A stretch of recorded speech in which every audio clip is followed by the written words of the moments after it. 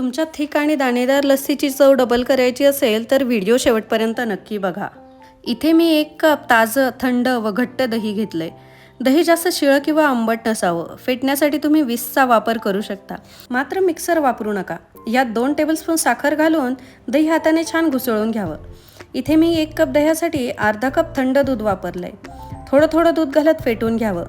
इथे दही व दूध दोन्ही थंड वापरावं, म्हणजे आईस क्यूब घालण्याची गरज पडत नाही। आईस क्यूब्स घातले तर लस्सी पातळ होते। मिश्रण छान 4-5 मिनिटे फेटून घ्यावं। सर्व गोष्टी एकजीव करून घ्याव्यात। तसं तर या स्टेजला आपली लस्सी तयार आहे, पण यात जर तुम्ही 2-3 ड्रॉप व्हॅनिला एसेन्स घातलं तर तुमच्या लस्सीची टेस्ट नेक्स्ट लेव्हलला जाते। ट्राय करून बघा। एका छान मोठ्या ग्लासमध्ये ओतून वरून घरातल्या फ्रेश मलाई व स्लाइस ड्रायफ्रूट्सने लस्सी सर्व करा। व्हिडिओ आवडल्यास लाईक, शेअर, सबस्क्राईब करायला विसरू नका। Thank you for watching. पुन्हा भेटूयात, तोपर्यंत बाय।